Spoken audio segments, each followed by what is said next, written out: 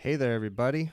I should be coming through loud and clear this time. Hopefully we don't have audio problems like we had on the last stream. Can y'all hear me okay? Give it a second. I know there's a little latency there. Hey, everybody. Nathan Davey, how you doing, man? All right, let's give it a second and make sure you guys can hear me in the chat. And then once I get it all clear, then we'll start. Anybody in the chat? Can you guys hear me okay?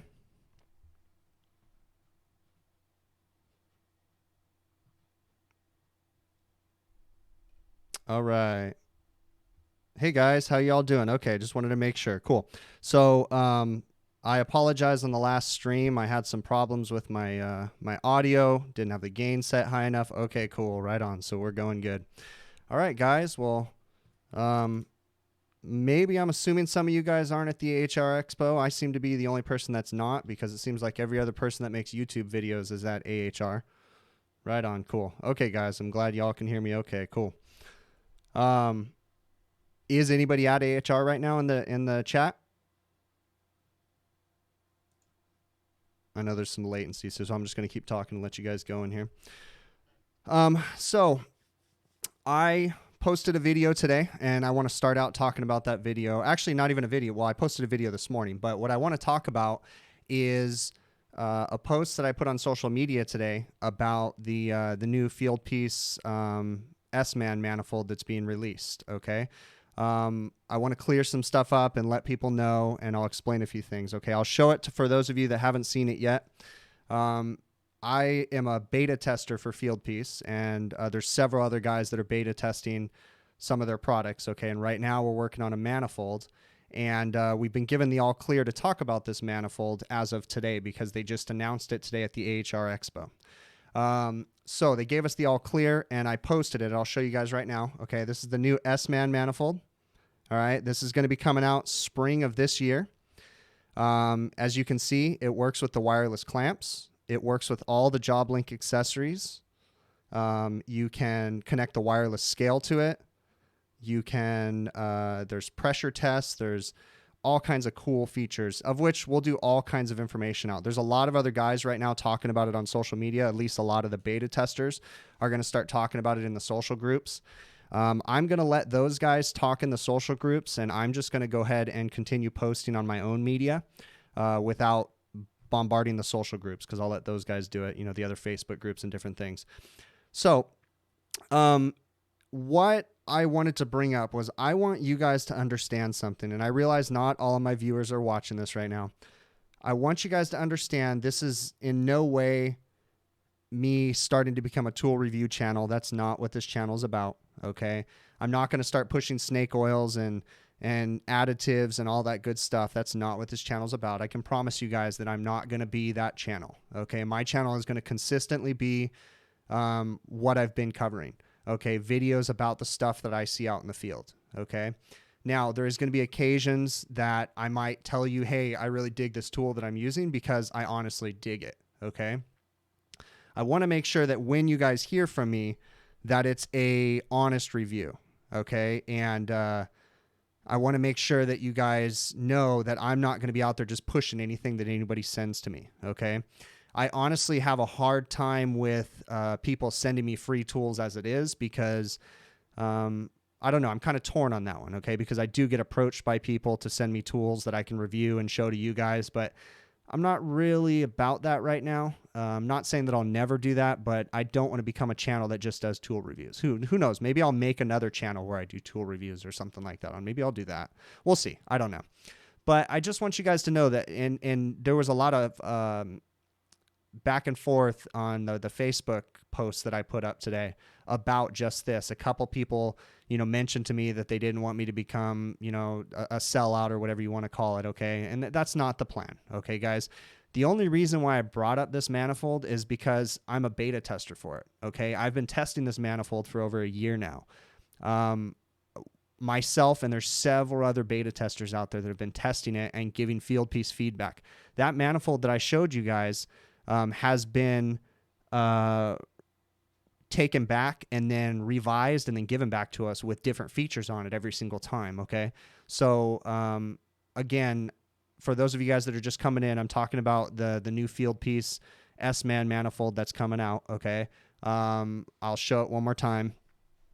I'm just kind of trying to reiterate to you guys, this is the new S-Man wireless field piece manifold that's going to be coming out.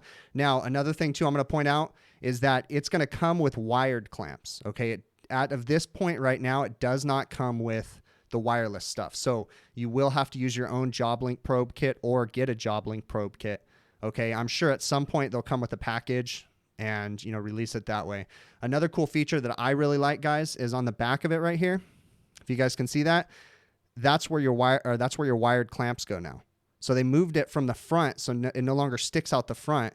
And if you notice, there's a third port right there, right here. Okay, there's a middle port. That's for outdoor dry bulb now. So it has a permanent outdoor dry bulb on this guy. Okay, I'm going to turn it on for you guys, show you.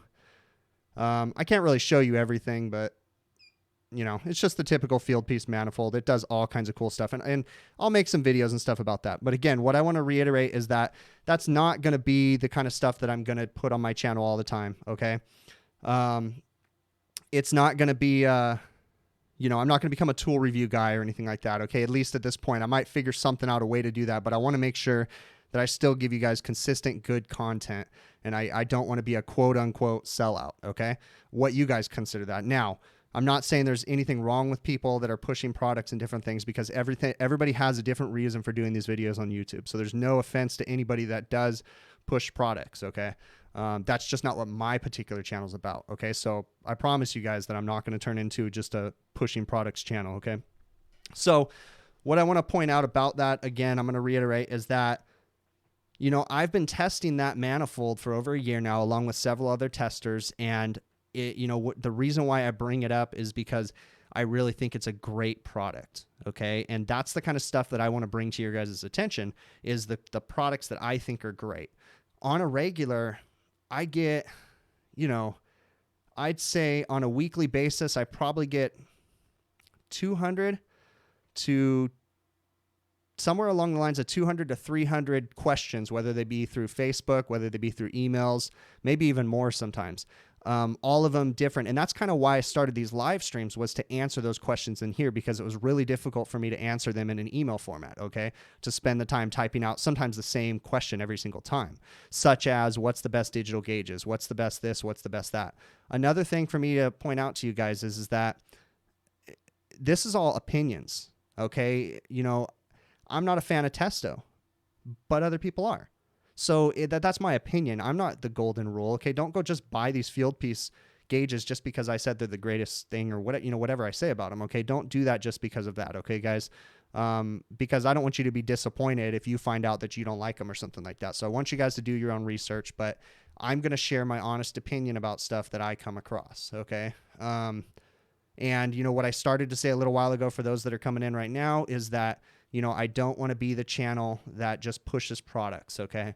I've already turned down some products because they just didn't fit what, you know, I don't want to be able to push something. So, you know, that particular product or whatever it is. Okay.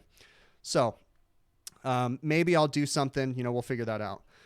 Hey guys, to everybody that's coming in. Hey Rick, how you doing, man? See you all in there. See everybody saying, hey.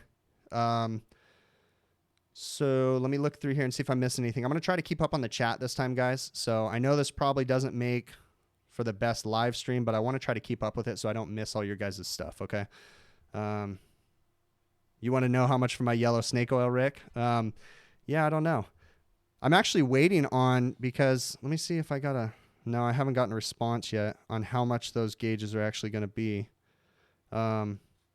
Gosh, I don't want to misrepresent the price, guys. So I'll announce it later. I just know that they're coming out spring tentatively. Tentatively, they're coming out spring of this year. Okay, and they do work completely with the Field Piece app. You can connect. You can see the wireless probes. You can see this manifold. It works bitchin' with all the Field Piece JobLink stuff. So it's really cool. And if I haven't, I already mentioned, but it works with the scale too. And yeah. Another thing that I got a question, and this doesn't just apply to this manifold, but this applies in general, is people were criticizing because this manifold has the third port and it has a vacuum gauge in it. Okay. A lot of people don't like a vacuum gauge in a manifold. And I agree with that, But I also agree that there's a time and place to have a vacuum gauge in your manifolds, okay? And here's how I'm going to lay it out for you. If at all and when you can, you always want to vacuum and have your micron gauge at the furthest point in the system from your pump, okay? It's not always practical, but it's really not a great idea to have a micron gauge in your manifold, okay? But there's a time and place, because sometimes when I am working on a tiny reach-in cooler, I don't have room to put in all that fancy stuff, okay? I don't have room to put my big Appion hoses or your True Blue hoses or different things, okay? Because sometimes there's not a lot of room to get those things in those tight places. The same thing goes with a micron gauge, okay? There's an instance, and again, I know this is really only going to apply to the small stuff that I work on in the restaurants, but there's also an instance where, a 1/4-inch process stub is sticking out of a compressor, and it's actually not even 1/4 inch. It's like that tiny, small capillary tube line. And when you hook all those heavy hoses on them, sometimes I'm afraid I'm going to break that process stub off with all that fancy stuff that's hanging off of it, okay? So there is instances where it's just not practical to put a micron gauge on a system, okay? And that's the instance where if I was buying this manifold, and when I will buy another manifold, it will have a micron gauge in it, okay? It's not going to be something I'm going to use all the time, but there's times that I really need that micron gauge in my manifold, because if I'm working on that reach-in cooler and I don't have room for all that stuff, but I still want to pull a vacuum into microns, yeah, it may not be the best way to do it, but you just really got to watch your decay test after you do that, okay? Sometimes you just got to do what you got to do, okay? I'm not going to be telling you guys that I'm the perfect person that always pulls a vacuum the right way and all this fancy stuff. Sometimes you got to do what you got to do, okay? So, to each their own. If you don't want to buy a manifold with a micron gauge in it, then so be it. Don't. They're going to offer this a 3-port, and they're going to offer this a 4-port. So if you don't agree with pulling a vacuum with a 4-port system, then don't buy the 4-port gauges, okay? It's just, like I said, to each their own. I just choose to use them that way, okay? All right, let's go down here and see what I'm missing up here. Okay, keep going. Right on, Jeff. Thanks a lot for watching the heat exchanger video. Appreciate that. Just kind of going down here and seeing if I'm missing anything, guys. You guys, let's try to keep on top of this. If I don't answer your guys' comments, then keep putting them in there, okay? That way I see them. That way I don't have to scroll all the way up to the top here really bad, okay? I know you were kidding, Rick. I don't know if you were talking to me there. I'm just talking in general. That's the first thing I wanted to say. It's funny because Joel, you asked what time it's in California. What time is it? It is 5:15 p.m. in California right now. So let me keep going on here real quick, and I'm just reading the comments here, guys. Okay, so it's interesting because my wife, I've been making these videos for a while, and she finally just subscribed to my channel and then also subscribed to my Facebook page. And she even brought to my attention that she was reading the comments today. And these are the comments that I really don't pay too much attention to, but she was like, wow, you need to address that. And she's talking about the people saying that I was selling out because I was pushing this manifold, okay? I'm not, I promise you guys, okay? That's not the situation, okay? Now, I will say, in the comment that I responded to someone today on, and I'm not going to mention who it was because I'm not trying to single anybody out, because I actually got this comment from a few people, more than one, okay? There is going to come a point in time when I will have to work with manufacturers, okay? Again, I still want to keep this a YouTube page where I provide you guys with good information, at least to the best of my ability, sharing the little bit of knowledge that I have, okay? But there's going to be a time when I have to work with manufacturers. In fact, I'm in talks with a couple manufacturers right now, but it has to be the right situation. And I don't, like for instance, I'm in talks with a manufacturer to start having them send me some tools that I can try out. And it's not, I'm not getting compensated for it, okay? The whole point of me doing that is to be able to have tools to give away to you guys, okay? Because the agreement that I've made with this manufacturer, and again, nothing's signed in ink yet or anything like that, but what I'm working on is that I want to be able to pick and choose what they're going to send me. I want to be able to say, hey, even though you have a new product, I have no interest in that product. And they're okay with that. They've already told me that. And at the same time, I told them that I really, really would appreciate that if I find something that I really like and I find useful and beneficial, that I want an extra one or two to be able to give away. And they were like, all right, they're all for it. Okay, so let's hope this goes through, and this particular manufacturer will work with us, and then I'll have some stuff to give away from you to you guys, I should say. Okay. The other thing is that I told them that I'm not going to be a channel, that the kind of reviews that I want to do is not a review where I'm going to do a full video on this tool. That's not what I want, and that's not what I'm going to give to you guys. I made sure that they understand that my reviews are going to be in action stuff. So look, when I'm filming my video, I want to be able to say, hey, I really dig this product, and that's it.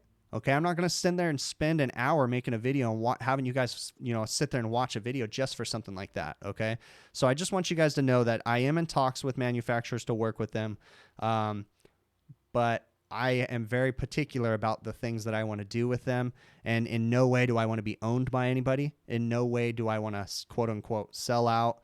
I don't want to push anything down your guys' throats.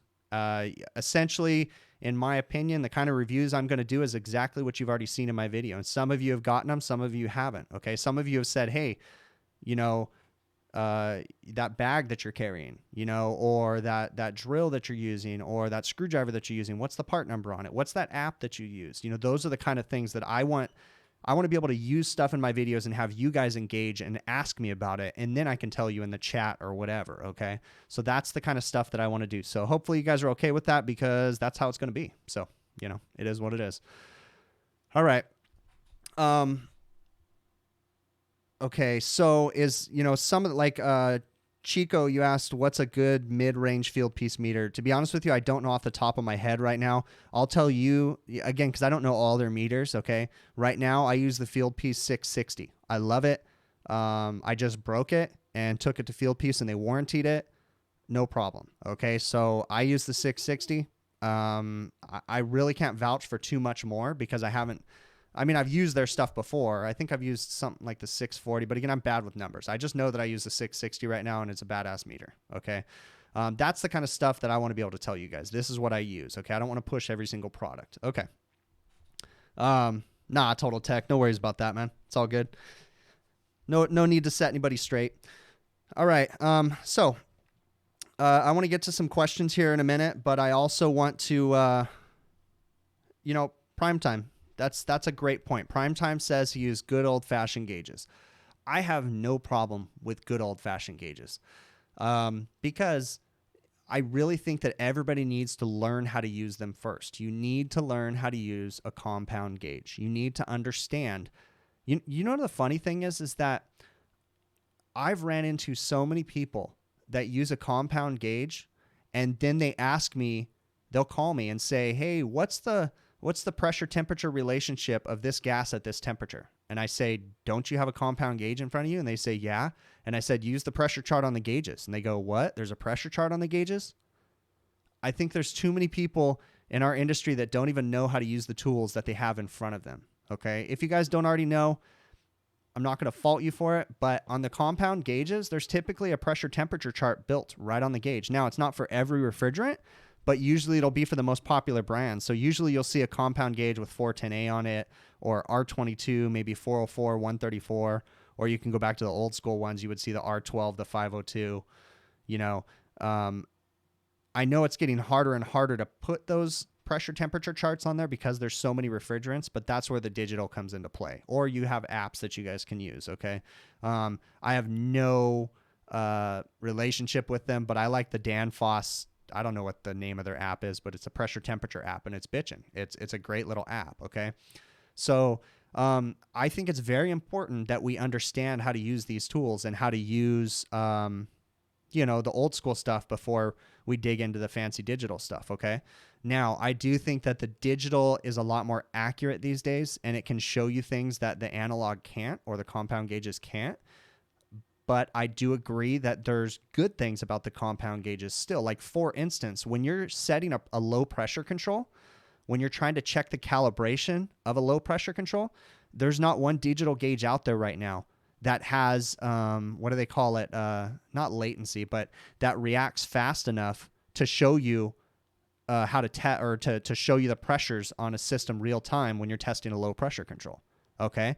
It just doesn't exist. So that's a point where a compound gauge still comes in handy. Okay. But there's other things about digital that I feel are, much more beneficial than a compound gauge too. All right. Same thing goes when you're checking, and this is old school, but when you're checking a suction valve on like a Copeland compressor, like a pump down, a low side pump down test.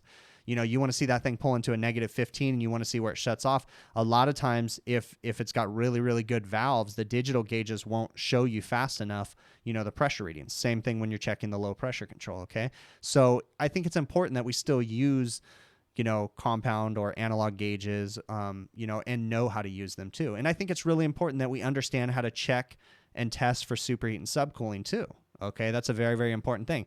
Now, at the same time, I'm right at that age where I came up in a time when we didn't have digital, but then now we have digital, okay? There's a lot of people, and there's even people in this chat right now that came up 30 years ago, okay? I'm coming on, I think, 16 years this year, okay? So I don't have as much experience as those guys that have been in the trade for 30 plus years, okay?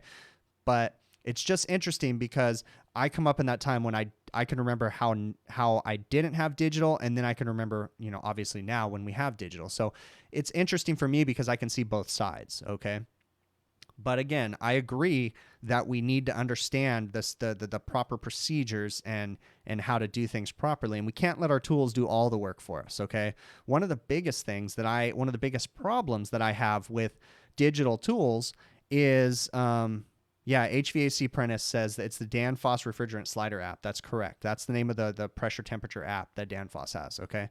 See how good of a promotion person I am? I can't even remember what the name of that app is. Okay, but now I lost my train of thought. But so I'm going to go back into talking about the gauges and different things because, again, I totally lost my train of thought on what I was talking about there. But, like I was talking, I can remember a time when we didn't have that fancy stuff, okay? And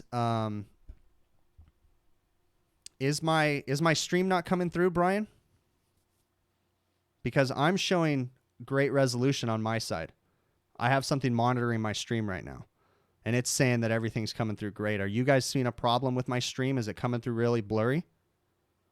Because I should have really, really good internet coming through. Okay, cool. So I think it might be possibly on your end, Brian, because I know I'm uploading at like 15 up right now. So I should have good. Okay, good. All right, just wanted to make sure. Okay, so Storm Tracker 3, you asked what kind of math you should study if you decided to go into HVAC. Well, you're going to use algebra.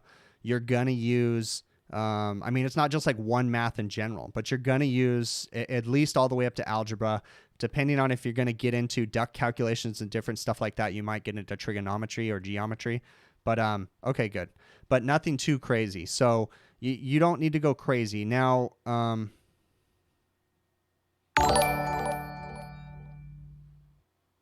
okay, so Ulysses is addressing someone saying lazy, I'm assuming with digital gauges. And I really don't know the context of what you wrote there, Ulysses, but I can kind of sum it up by reading. I'm not going to go all the way back up into there. And I'm going to say that, okay, I see that. Tom Treese, you said technology is making people lazy. Okay, so Tom, I wouldn't necessarily say lazy, but I will agree with you in a sense that our tools have the ability to let a technician that doesn't know what he's doing jump into a system and come up with some numbers, okay? Not necessarily knowing what those numbers mean. And yes, I do see point on that side, but I also see what Ulysses is saying, and Ulysses is saying that they're more accurate, and I find that to be true. I find that the digital is much more accurate, and you can see things that you can't, that is more difficult to see with analog or compound gauges, okay? In my opinion, okay? So, but like I said, I already pointed out, there's one flaw in digital gauges, and that's again, I can't think of the right word. It's not latency, but that's what I'm trying to describe, is how, how fast they react to pressure. A lot of times, you can't see them when you got a system that's pumping down. You can't necessarily see where that low pressure control exactly cut out at, like you would see on a compound gauge. Okay. But that is, as technology advances, these things are getting more advanced, and they're advancing with them. Okay. So I think that's something that's going to come soon. Now, I do remember what I was talking about a few minutes ago when I lost my train of thought, is that there is a lot of apps out there, and these apps are great, but at the same time, I worry that people don't understand exactly how the systems work. Okay. So I think for someone my age, it's good because we came from a time, like I said, that we didn't have the digital stuff. So we had to learn the original way. So I think it's important that people still understand how to use and how to calculate superheat and subcooling, how to calculate compression ratio, how to figure those things out. Okay. Without having to use an app. Okay. But at the same time, like on the flip side, I can see the benefits of having digital gauges that can tell me exactly, if I pull up Measure Quick, and input a few numbers, it tells me so much information. It makes it so easy. It's at my fingertips. Okay. It tells me compression ratios, dew points, everything. And it's like, wow, it's all there. It's so much easier now. So for someone that understands how this stuff works, it definitely makes it easier for us out in the trade, to be able to do our job more efficiently and more effectively. Okay. I can give the customer a great, valuable resource, and I could say, this is what I did. This is the solution that I came up to. This is how I came up to it. And I even have the readings to prove it to you. Not that they care about that, but I can. Okay. I've only had a few customers that really want to see the numbers. Most of them don't want to do much with it, but it's all about what we can give to them, in my opinion. Okay. And I'm not knocking anybody that doesn't like digital. If you don't like them, so be it. To each their own, just like I said earlier. Okay. So, the other thing I wanted to point out is when it comes to digital, and the same thing went with, I'm just going to use analog. Okay. I know a compound gauge isn't technically an analog, but we're just going to use analog because it's an easy term. It's easy to separate analog from digital. Okay. Even with analog, I think that people didn't understand how to properly calibrate things. Okay. And the same thing goes for digital. With digital gauges, in my opinion, the weakest point of a digital gauge is the temperature sensors. Okay. A lot of times they use K-type thermocouples. Nothing wrong with them, but you just have to understand how a K-type thermocouple works, how it's susceptible to dirt and grime buildup on the connection. And one of the most important things is, on a K-type thermocouple, for a lot of people, they still don't understand this. Let's say I'm using actually, here, I'll point these out right now. I don't have a K-type thermocouple plugged into these right now, but let's say I have a wired clamp on my clamp right here. Okay, let's say this is wired and it's plugged in to the liquid line port on the back of the gauge. Okay, if this was a wired clamp with a K-type thermocouple, first off, you need to calibrate these the first time you use them. Okay, you need to calibrate this K-type clamp in ice water to confirm that it's reading 32 degrees, okay?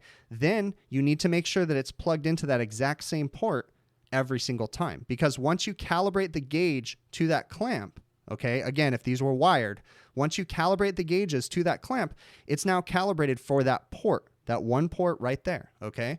So, and the same thing goes for, a fluke meter with a temperature clamp. The same thing goes for, anything that's using any kind of temperature sensor, is we need to make sure that they're accurate before we rely on the numbers.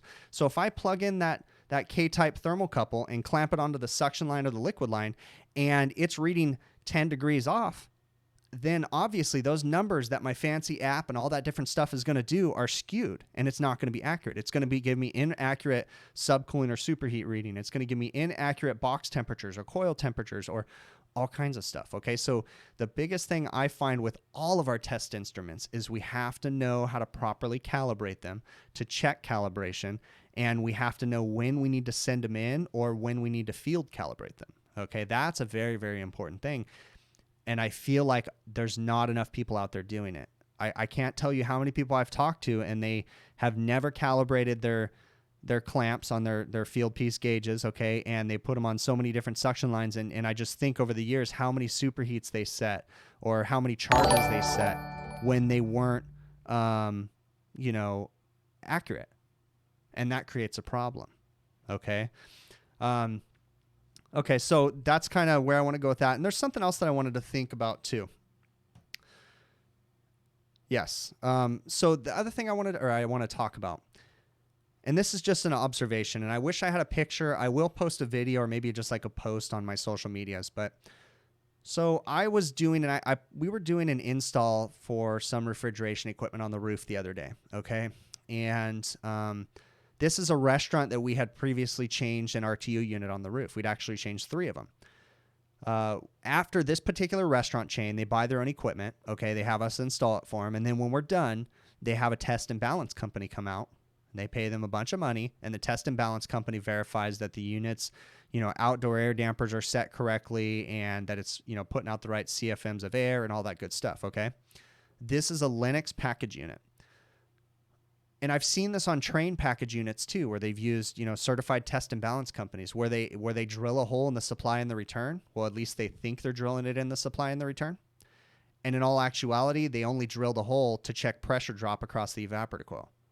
On a 18-ton Linux package unit, there's a blower motor blowing down into a supply area. So they drilled the holes. I know you kind of need a visual, but they drilled the holes on the 2 front panels that you open up. Well, that's only on, one side, or that's basically a hole for static pressure on each side of the evaporator coil, and it's not necessarily getting the true total external static across that unit.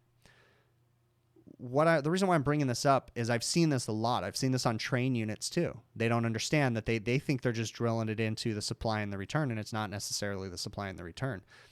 And what baffles me on that, I guess I'm just making a point. What baffles me is that job was inspected, and they had HERS raters come in and test that building for air balance, and it passed air balance, but they never drilled the static pressure holes in the right spot. So how did that building ever pass air balance? Is that not pretty bizarre? That kind of blows my mind that we can see some of that stuff. And I think that our trade has so many weaknesses when it comes to the way that we're doing things. And I think that we need more proper training. I don't think that's the right way to say that, but we need to invest in ourselves. We need to do research, and we need to make sure that we're doing things the correct way and don't just follow the status quo. Just because everybody says this is the way you're supposed to do it, I suggest that you guys open up manufacturers, literature and look at it and find that information and find out, oh yeah, think about things before you just do them. I can't imagine how many different places that particular air balance technician has been to and tested air balance, and he thinks he's been doing it right the entire time, and he's not. That just blows my mind, okay? But I see that on, I see that with a lot of different stuff in our industry, okay? I see walk-in equipment where the expansion valve, the compressor, we go to replace a compressor and we find out, this compressor is only 4 years old, and the sensing bulb for the expansion valve has never been strapped to the suction line. I mean, I see that stuff so much. We need to take some more pride in our work. We need to take some time and not just be an installer. Nothing wrong with an installer, but I mean in the term of just doing what you're told and installing a piece of equipment the exact way you were told and not thinking about it. We need to question. We need to, if someone tells us how to do something in a polite way, we need to say, can you explain to me why I need to do it that way? And get a logical explanation from them. So then that way you can understand and you can logically think about it yourself.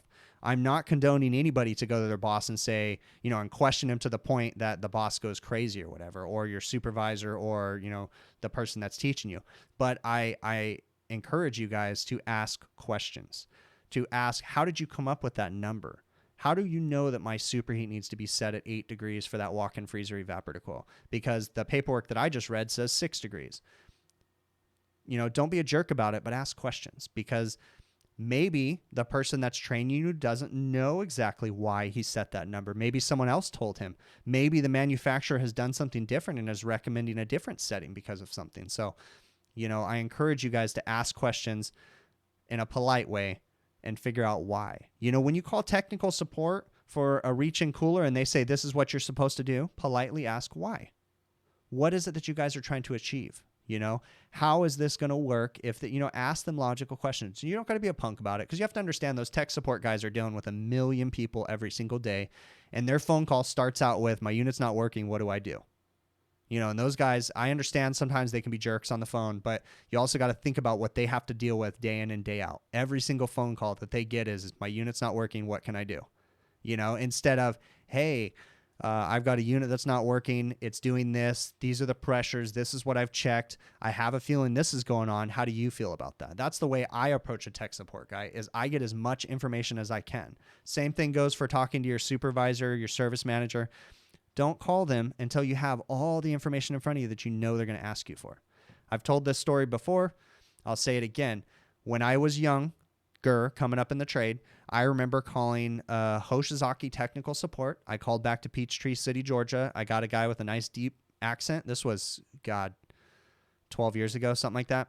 And we were working on a flaker ice machine, and he had asked me what the superheat was on the expansion valve.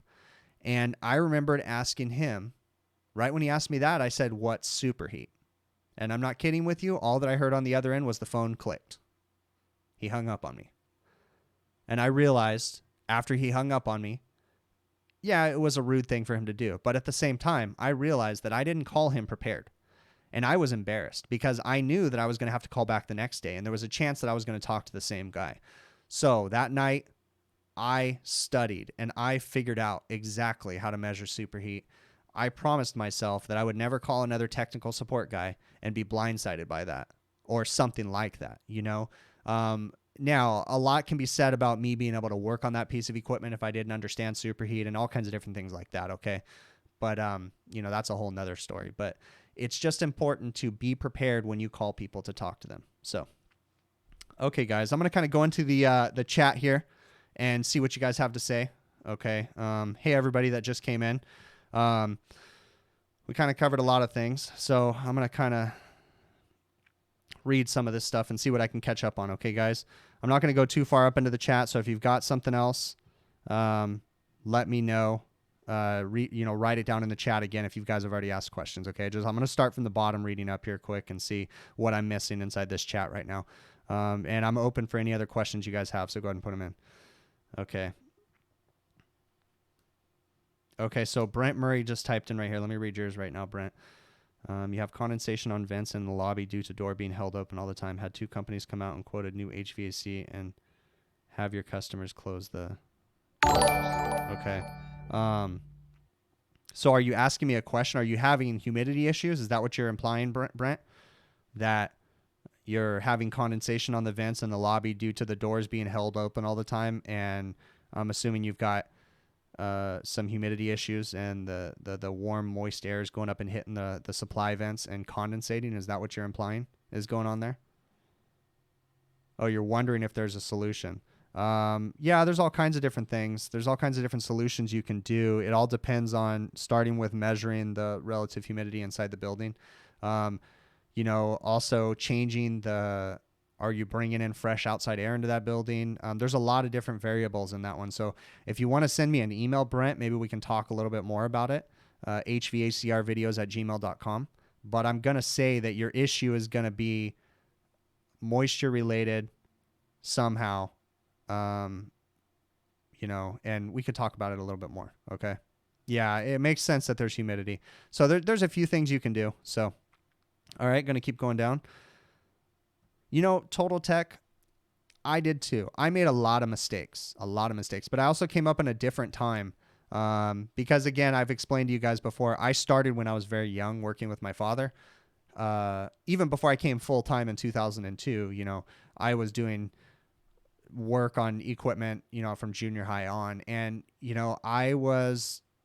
I can remember being taught to work on an R22 system, R22 air conditioner. This is exactly how I was taught. And I'm not faulting my dad for it. It's just, it was a different time and place. Okay. To set the charge on a Carrier R22 package unit that had a fixed orifice metering device, I was told to block off the condenser, drive the head pressure up to 275, and add refrigerant until my suction pressure came up to 65 PSI. That's exactly how I was taught to charge an R22 air conditioning system, was 275, 65. Now, I can look back on that and say, oh my gosh, I can totally understand why that is completely wrong. And it didn't take me long of doing it going, this just doesn't seem right. Okay. But I was taught by an old school tech who had old school ways. And again, that was my dad. I'm not faulting him for it, but he just came up in at a different time when, no, he wasn't doing things correctly, but the equipment was so forgiving that got him by. Okay. Again, it is what it is. And there's all kinds of things like that with old school techs. There's things that they can still teach you too. You can still talk to an old school tech and they can teach you some interesting things. Again, if you politely ask why. Okay. Now, I'm not saying, everything is correct, but, yes. Sorry if I don't mispronounce your name. Your name is Pew Family. You said you think the problem is most techs fixate on pressure rather than temperature. They are looking for a certain pressure. Yes, that is true. Especially once you get into refrigeration work, you have to learn. And it also applies to air conditioning work, but for some reason it's easier to work on refrigeration work if you think about temperatures versus pressures. Think about your saturation temperatures. What's my evaporator temperature? I'm not so much concerned with my pressures when I ask what's my evaporator temperature, and that tells me a lot.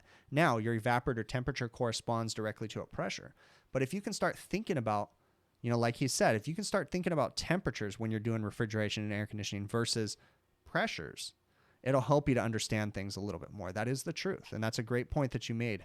Again, sorry if I'm butchering your name, but Pew Family, sorry. So Robbie G, you ask if we are, or if I am, I'm assuming you're asking me if I am familiar with CEFSA certifications and classes. Yes, I am familiar with CEFSA, okay? CEFSA is a certification class. It's a little bit more than a certification. It's a very, very difficult training class that you can take to become essentially a food service technician, okay? To work on hot side and cold side. They teach you electrical. They teach you all different kinds of things, okay? CEFSA is a great training resource. It is. My only problem with CEFSA is the price. Okay. Now, I'm not saying that it should be dirt cheap. I'm just saying it's a little bit steep to become CEFSA certified. But I realize that CEFSA companies or companies that pay into CEFSA also get a deeply discounted rate on sending their technicians to training. So I get it. It's kind of like a union thing in a sense. You become part of the union, your technicians get provided these resources. So it's a great point, and I think it's a very, very good quality training resource if you can get, especially if you can get it through a company that you work at. Okay. Yeah, Rick, exactly. Beer can cold. At the same time too, I can remember being taught, add refrigerant until it starts sweating coming back to the suction line. Again, beer can cold. Okay. Things were totally different, and I quickly realized that they were wrong. But I also what was interesting was being taught the wrong ways. There was so many things about the wrong way that was right, but the technicians that were teaching it to us just didn't understand what was right about it. So the whole point of adding refrigerant till it started sweating back to the compressor, well, essentially, if you understand, and I'm talking about an air conditioning system, that is not the way to charge an air conditioning system, okay? But I'm telling you that if you understand, what they're essentially doing is adding refrigerant just until they start to get, cold enough suction line coming back. I have to be careful about saying that there's truth in that. We obviously want to set it for the proper, superheat coming back, but I'm just going to stop before I go down and open Pandora's box. Okay, so I'm just going to talk about something different because I can realize that one going in the wrong way, but some of you guys might understand where I'm going on that. So, okay. You guys, Northwest Ohio HVAC and videos, that's Rick. He's got a great YouTube channel too. I would suggest checking it out. If you guys watch any of my videos, he's regularly one of the people or channels that I recommend on the end of my videos. There's a couple different channels that I kind of scroll through and rotate through of different people. Now, you'll notice that some of the channels that I recommend are really old school techs. Okay, that may not follow every single proper procedure correctly, but then some of them are techs that follow it to the umpteenth degree because I find value in all of them. Okay, you guys, as people watching these videos, have to know how to interpolate the information that they give you and how to, know when it's right or wrong. Okay, and you can usually do that. Okay, another thing, if you want to follow a YouTuber, is pay attention to the comments. There is trolls out there. So understand, even on some of the best YouTube channels out there, there's guys that are so much better than me. There's even trolls on those channels too. And trolls are people that just go into the comments just to be punks, okay? But if you pay attention to the comments, if you typically have more likes than dislikes, and if you have typically more good comments, you know, that's kind of a good indication. But then again, YouTubers can also delete comments. So that's another thing too to know. Typically, I don't delete comments. For the most part, I leave them on there, okay? And yeah, NorCal Dave is good. And again, let's point something out, okay? NorCal Dave is a total different technician from me, okay? And a total different technician from Rick, and a total different technician from Brian Orr, okay? AK Greaves, all those different guys. We're all different, and we all have different things. You know, I wish that I could have NorCal Dave's sense of humor, because I feel like he has a good time when he goes to work every single day. And at the same time, I enjoy going to work too, but I don't think I have as much fun as he does, okay? You know, so everybody's different. So, you know, you guys know that. Okay, something else that I want to address, and again, keep asking questions if you guys have them, but something else that I want to address as I'm talking, it kind of came up. I told you guys that I don't delete comments on my YouTube channel. Okay, there's one comment that I will delete every single time. Well, for the most part, I delete as many as I can, but some of them slip through the cracks. And it's when people try to guess the locations of where I'm working, or when people swear up and down that I'm working at a certain location. Guys, if you can please keep my locations out of my comments, okay? I'm trying to protect my customers. I can guarantee you I'm not doing anything wrong as far as ripping my customers off. It's not that I'm trying to hide anything. It's that I need to protect my customers' locations, okay? I don't need someone saying, ew, that ice machine is dirty, okay? And then calling the health department or something like that because they swear up and down they know where I'm working. I don't need that kind of stuff, okay? What people freak out about these ice machines, like for instance, I posted a video with the dirty ice machine. People freaked out, okay? They're like, oh my God, that is the dirtiest thing in the world. It's dirty, but dude, if you think that ice machine's dirty, you should see some of the other ones, okay? That ice machine's pretty clean. I would still eat ice from it. I mean, you know, the stuff that you see in those ice machines is naturally occurring in the water. So, I mean, or it's in the air. It's the air mixing with the water. I mean, you're breathing the same stuff that's forming in that ice machine. So even though it looks gross, it's like, dude, you're breathing that anyway, so don't trip, okay? But again, please stop posting what you think the locations of my restaurants are. I will acknowledge that some people have guessed the locations correctly, but I do not acknowledge them. I try to delete them, and at the same time, I try to delete, for the most part, even when people guess them wrong, okay? But occasionally, there's so many comments that come through that I can't get them all, but I'm just trying to keep my customers' locations private, okay? Please, guys, tone it down on that, because I want to be able to keep making these videos, and if one of my customers ever gets compromised, then we're going to have to stop these videos, because, you know, we don't, my business is much more important than these videos. So I have to protect my business and I have to protect my customers, okay? Again, I want to reiterate, it's not because I feel like I'm doing something wrong, because I know that I'm treating my customers with the utmost respect. I'm giving them honest, genuine opinions and genuine service, but I still have to protect them as far as their locations go, okay? Same thing goes with my company name. If you guys search hard enough, you can find it. But I try to keep that out of my videos too. I know there's a few videos out there that have slipped and it's in there, but I for the most part, try not to put my company name in there, because I just don't need to draw any more attention, unnecessary attention to my company, okay? If someone is interested in applying with me or really wants to talk more about it, send me an email. And if I feel like you're genuine, then maybe we can talk some more, okay? Any emails you guys ever have, you send them to hvacrvideos@gmail.com, okay? And I'll try to answer them as much as possible. But again, right now I am getting 200, if not 250, I don't know, crazy comments and emails. And between all my social media, I'm getting so many comments. And I try to get to them all, but it's just kind of like bombarding me, because I feel like sometimes I spend more time staring at my phone than I do, you know, conversing with my family. So, but I want to say that I appreciate you guys watching my videos, okay? So I'm going to keep going down here through this. Scott Lawrenson, I'm not that smart, dude. I mean, I encourage as many people as possible to do videos if you can justifiably teach the information that you want to teach. You know, if you come across as a channel that knows everything, you know, I wouldn't suggest that, because I make tons of mistakes and I own up to my mistakes. Okay. You know what, my little catchphrase or whatever that I like to tell everybody is, I'm just sharing the little bit of knowledge that I have with everybody. And I'm being honest there, because I feel like I only have a little bit of knowledge in my little small sector of this industry. And I'm just going to share the little bit that I have. And my biggest thing is that I'm sharing, you know, the mistakes that I have made over the years that I have learned from. That's what I'm sharing with you guys. Please pay attention to the things that I say, because if I tell you I made this mistake, don't make it yourself, because I'm telling you, I'm giving you the information so that way you don't make it. Okay.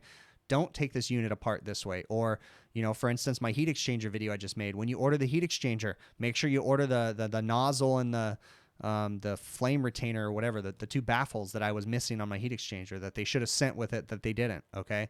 Because I made that mistake, and that was the second time I've made that mistake. And I can't believe I didn't remember from the first time. Okay. So that's why I said to get a parts breakdown. Again, it's one of those things where I'm trying to help you guys out. So when you're doing this, you don't run into these same problems as me. Okay. Luckily I had a helper there so he could keep working while I went to go get all the parts. Okay. So, Total Tech, what is going on with the podcast? You know, my wife asked me the exact same question last night as I was sitting on the couch. She said, why are you sitting on the couch? What is going on with the podcast? The podcast is just me coming up with the material in my head. I will be launching it. It just hasn't been launched yet. The podcast will be called the Absence of Heat Podcast. It will be available on all the different, you know, places where you can get podcasts. I am just in the process of figuring it all out. Okay. So it's a matter. It sounded a lot easier than it was. And I've recorded some information, some audio, but I just haven't uploaded it anywhere. But again, finding a podcast host and all that good information. Okay. So I am working on it. I promise it will be coming soon. Okay. My goal is to have it out this month. Okay. Hopefully sooner than later, in the next couple weeks, is the plan. Okay. So that will be coming soon. I get what you're saying, Scott. You don't know how to make and post videos. Okay, I understand what you're saying. Okay, I get that. Yeah, the posting videos, again, that's a whole nother thing. You know what's interesting is Rick, Northwest Ohio HVAC Videos, is going through the same thing, right? Because he started his channel and he knows how to post videos, but we're kind of going through the same thing where we're both trying to figure out social media at the same time. We're both trying to figure out how to post these things. And there's a lot more to this, posting videos, doing live streams. I mean, there's a lot of mistakes that we make. And yeah, it is kind of difficult figuring it out.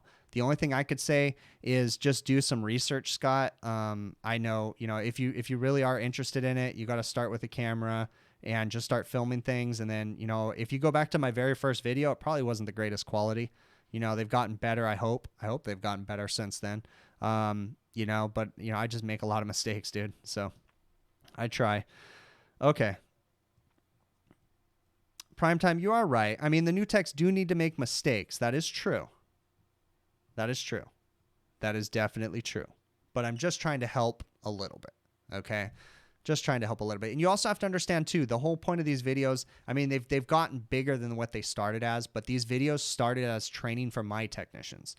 And then I decided to make them public. So again, if that gives you more context as to what the videos are about, you know, I still kind of make them with my technicians in mind. Like, okay, this is how I want you to approach this situation. This is how I want you to think in this situation. I want you to look at the big picture, solve the problem, come up with a solution to everything, figure out why the problem happened. You know, that's the core values that I try to base my videos off of. Okay. So yes, I do agree that people still need to make mistakes so they learn from them, but I also like to share some of my mistakes so that way, hopefully people won't make those exact same mistakes to the degrees that I have made them. Okay. To the, you know, if I can save a company from having a technician ruin a compressor because he didn't think twice when the supply house handed him a compressor in a box that he asked for, but then he just went and lifted that compressor up onto the roof and installed it. And then when he turned it on, it's going off on thermal overload. But then he quickly realized that he installed a 460 volt compressor on a 208 volt three-phase system. Okay, that's a mistake that I've made, a stupid mistake that I made, because I trusted the supply house when they handed me the box of that compressor. I never, ever should have trusted the supply house. I don't trust supply houses. I don't let them do load calculations for me. I don't do anything, even if they're the greatest people, because I don't trust people anymore. So those are mistakes that I've made. And if I can save you from making that mistake as an apprentice, to tell you, always, always, always double check. Okay, before you waste all that time and energy lifting that compressor on the roof, verify that the service ports aren't smashed up. Verify, I don't care if the box is sealed. Verify that it's the correct voltage. You cut that compressor open and you check the voltage to make sure it's correct. So, those are the things that I want to point out to you guys. So, okay. Is there any more questions that you guys want to ask?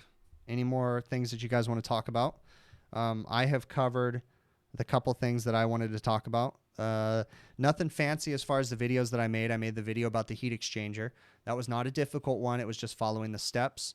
I didn't like the way the gas line was. If you guys haven't watched the video, you'll see what I mean. So I repaired the gas line. When I changed the heat exchanger, I changed the limit switches also. So I tried to do that. Okay, so let me keep going up here. I'm making sure I'm not missing on what you guys are saying.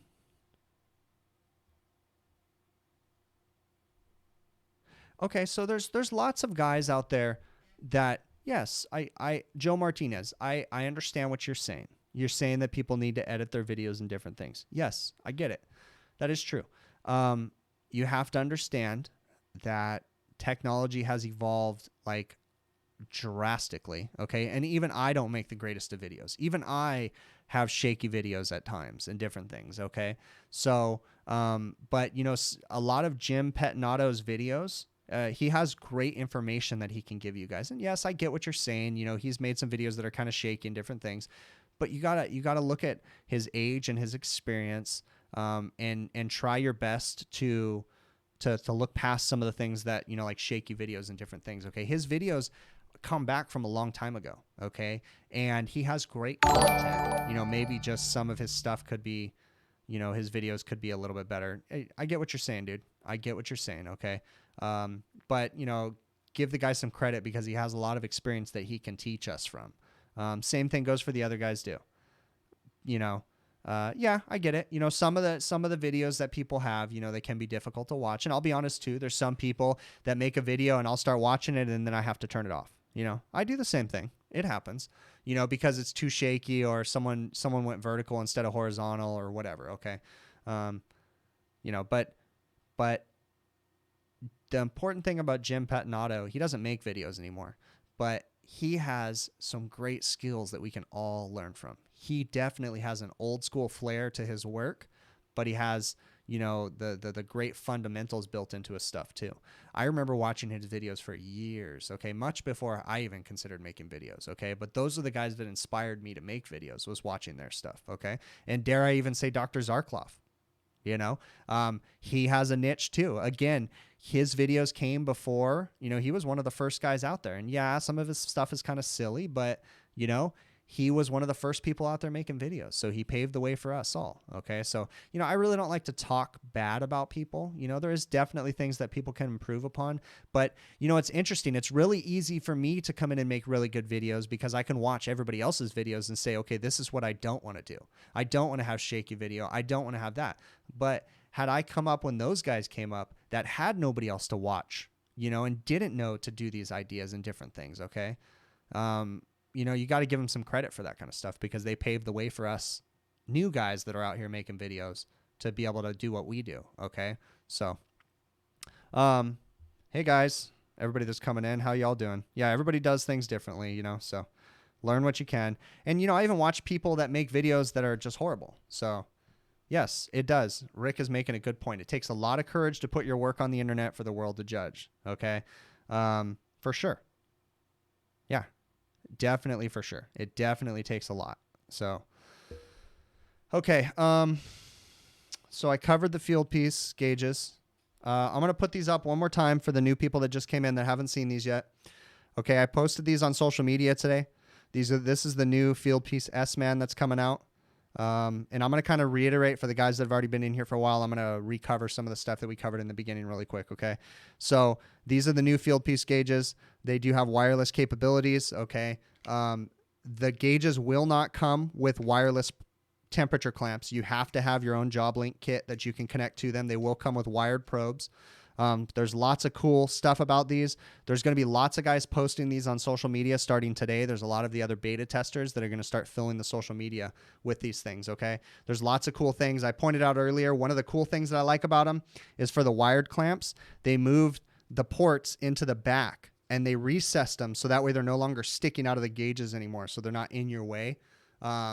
They work with the wireless platform. They work with the wireless scale. They work with all the JobLink probes. They work with the app.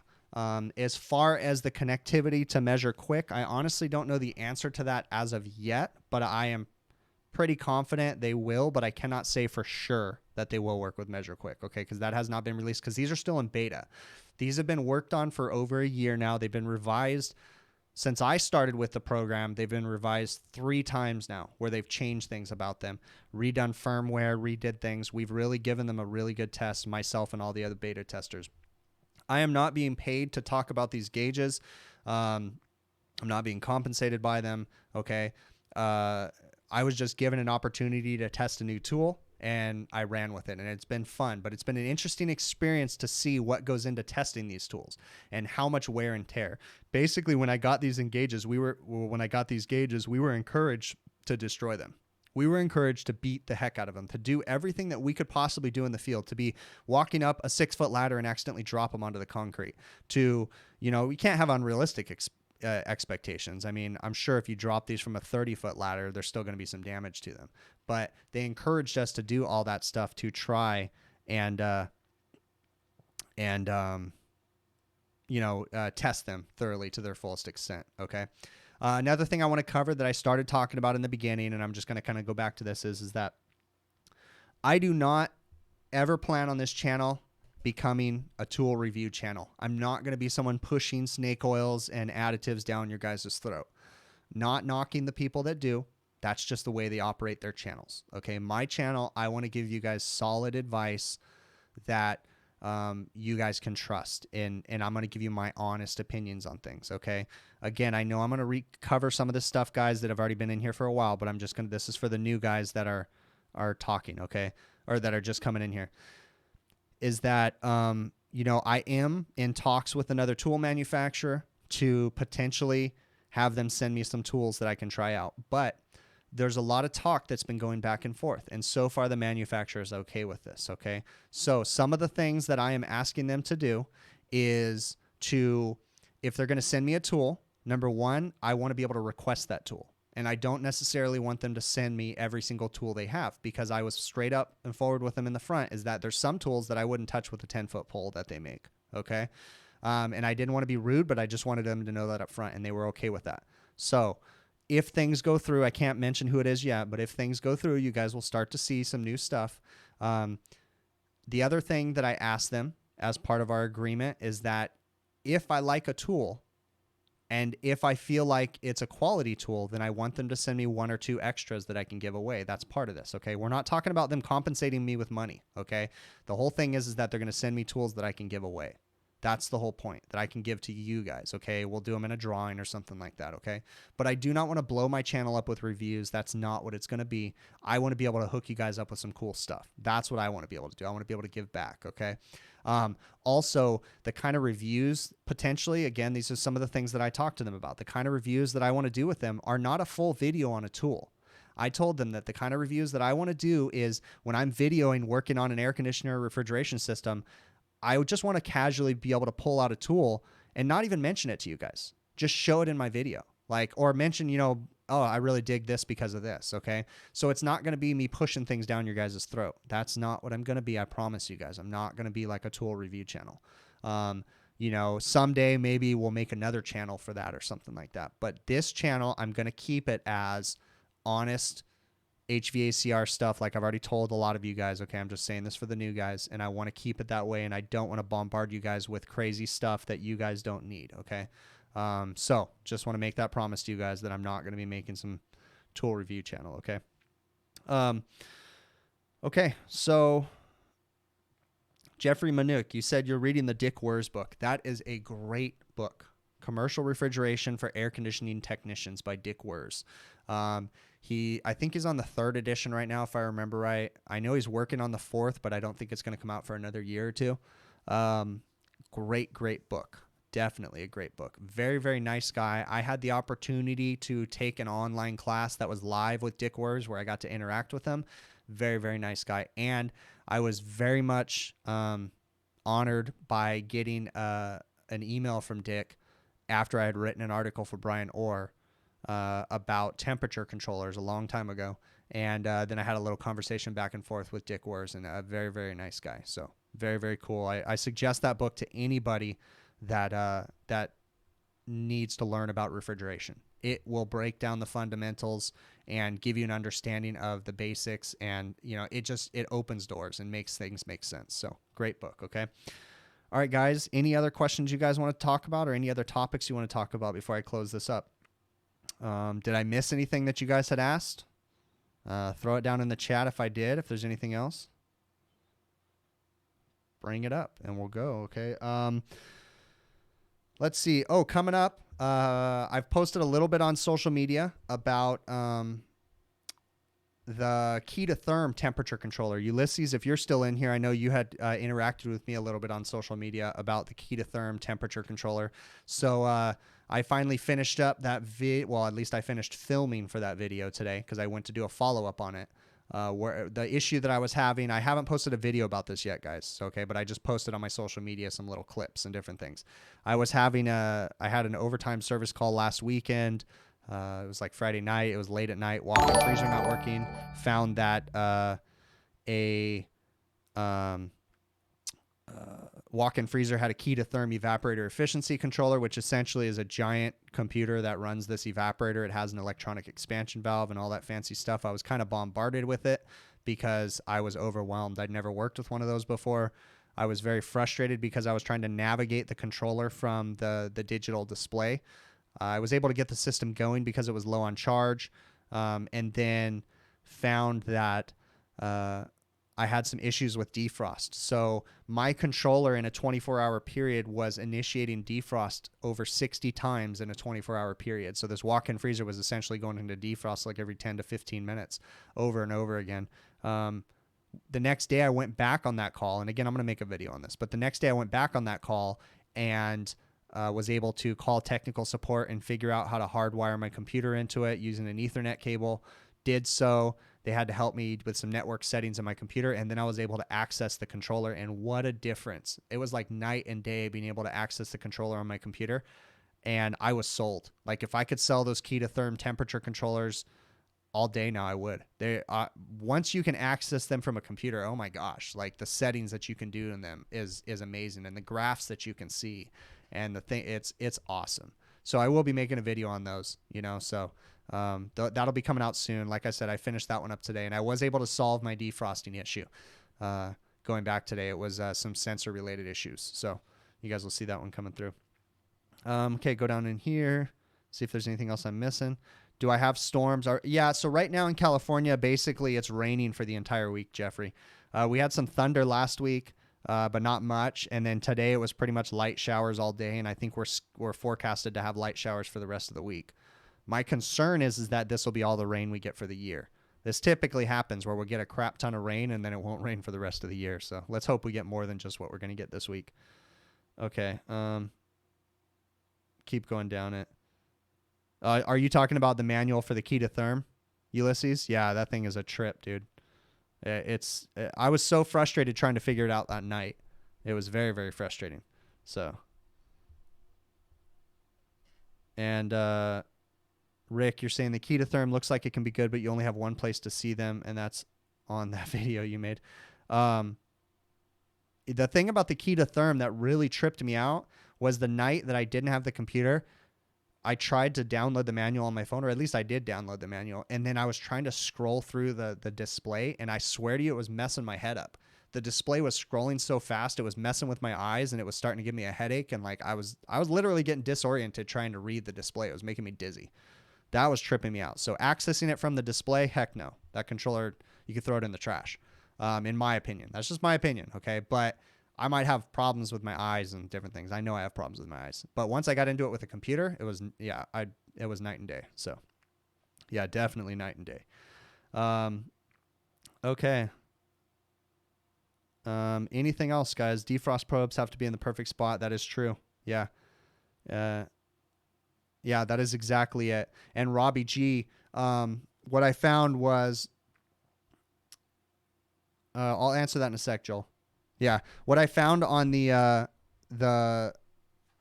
defrost sensors was, yeah, I had to move the defrost sensor to the top part of the coil because it wasn't defrosting all the way.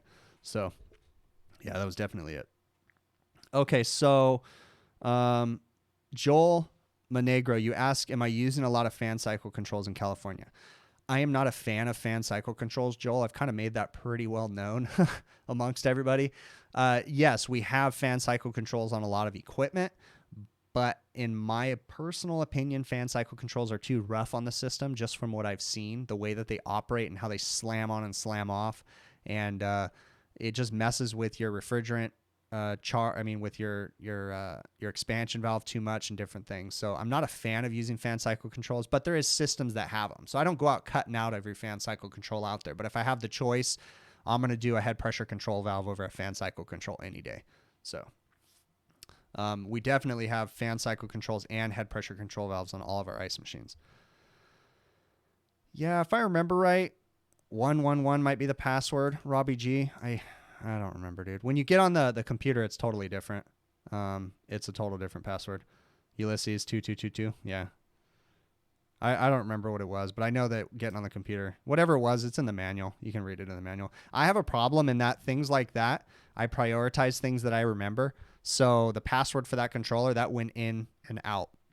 I can't remember it to save my life. I have to read it again. And then it's like, oh yeah, that's easy. Half of those things I don't remember. If I do it enough, like I can still walk through like a Trolson IntelliTrol controller all day long. I can remember everything, but it's just because I've worked on a million of them. When you work on them enough, you'll remember it. So, okay. See, prime time. Yeah, we all go back and forth, man. Yeah, because I prefer not to use a fan cycle and prefer a headmaster valve or a head pressure control valve all day long. So to each their own, right? It's kind of funny how everybody has different opinions about different things. So, all right, man. What else you guys got? Anything else? We'll close this out. I don't want to leave if you guys still got questions. So I know there's a lot of other streams going on because of AHR right now. So, it's kind of funny. I said in some of the chats, I feel like the only person that makes YouTube videos that's not at AHR. I kind of feel like the designated survivor out here in California. My undisclosed location in California, in case something happens. You guys think about that? Like, I know that's morbid to think, but you know how many HVAC people are in Atlanta right now? Can you imagine if something happened? There would be nobody left. Holy moly. Probably shouldn't even talk about that. Knock on wood. All right.